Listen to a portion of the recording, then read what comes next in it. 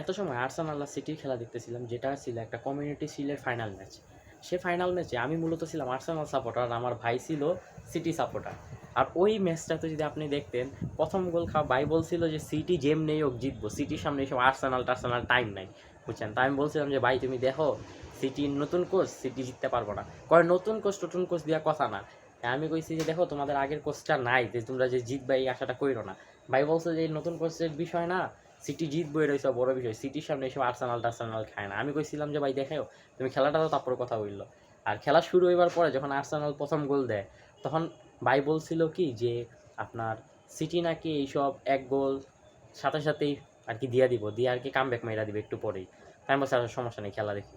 2 number গোল দেওয়ার পরে ভাইটা বলছে যে আর্সেনাল নাকি আপনার ঠিক আছে একটু ভালো খেলছে, সমস্যা নেই, বাট সিটি কামব্যাক যখন দিব আর্সেনাল একটা হয়েছে এই 5টা গোল খেয়ে। আমি বলছি আচ্ছা ভাই খেলা দাও, সমস্যা নেই, পেরা নাই। কিন্তু পরে মজার বিষয়টা কী হয়েছে, যখন 3 নাম্বার গোল খাইছে তখন ভাই যা তা গাইল আছে মুখ দিয়ে বাড়ানো শুরু হয়েছে, যে কী বলবো, মানে সিটি বলে বাল খেলে, সিটি খেলা পারে না, হ্যান ত্যান যা তা কত কিছু কইছে। এখন আমি বাইরের থেকে জানতে চাই যে ভাই সিটির খেলাটা নিয়ে তুমি কিছু কইবা নাকি অন্য কিছু শুনি ভাই।